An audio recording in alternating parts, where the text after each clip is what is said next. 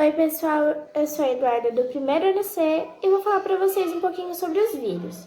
Bom, os vírus são micro-organismos e isso significa que não podemos vê-los a olho nu. Para isso, precisamos de um microscópio. Os vírus não são seres vivos, isso é, porque eles não realizam a função vital de reprodução por si mesmos, diferentes das células. Para poderem realizar a função vital, eles precisam de um hospedeiro, ou seja, um ser vivo, no qual eles possam viver quando isso acontece, o hospedeiro é infectado pelo vírus e a partir desse momento, o vírus poderá reproduzir seu material genético nas células do hospedeiro e vai ser copiado muitas vezes, infectando todo o organismo e por isso são chamados de agentes infecciosos. Bom, o vírus é muito simples e se encontra em quase todo o ambiente. A sua estrutura básica é formada por uma camada exterior chamada capsídeo e um material genético que se encontra no interior. O capsídeo é formado por proteínas e o seu material genético, que pode ser RNA ou DNA, contém a informação necessária para elaborar e formar a estrutura completa do vírus. Alguns vírus podem ter uma camada adicional chamada de envelope, que é derivado de membranas com proteínas codificadas pelos vírus. Bom, e eu vou deixar uma imagem aí do lado para vocês.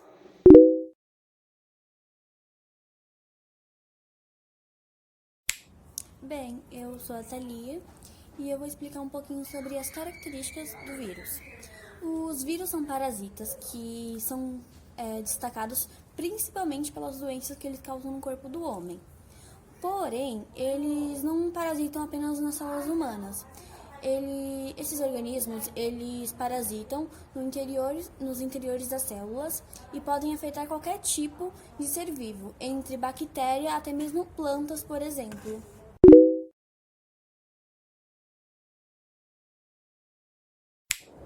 Bem, voltando aqui, explicando ainda mais um pouquinho também sobre as características do vírus, eles também são muito pequenos e não podem ser visualizados nem mesmo por um microscópio.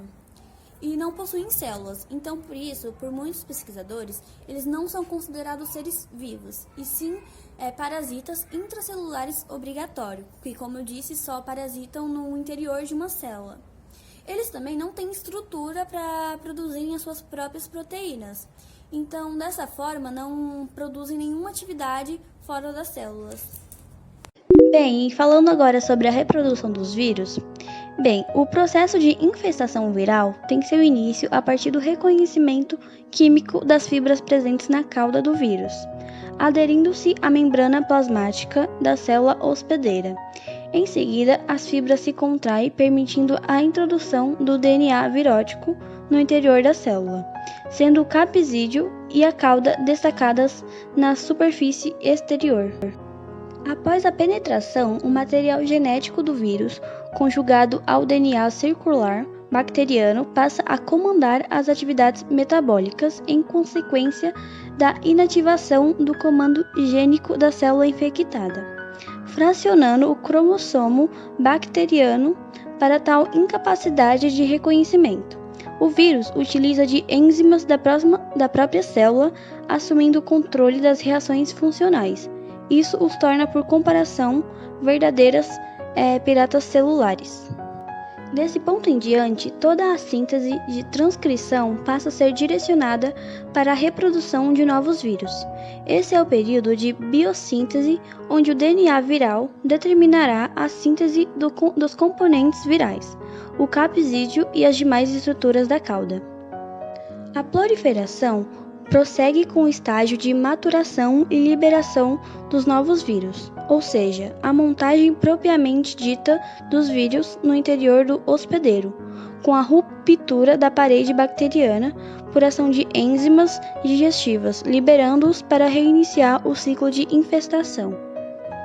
O ciclo possui duração média de 30 minutos marcados, desde o instante da adesão e introdução do DNA viral, até o instante que se rompe a parede da membrana bacteriana, propagando dezenas de novos vírus. A reprodução do vírus de DNA basicamente ocorre através de dois tipos de ciclo, o ciclo lítico e o ciclo lisogênico. Contudo, no ciclo lítico, a célula hospedeira é destruída, enquanto no lisogênico, o hospedeiro é preservado.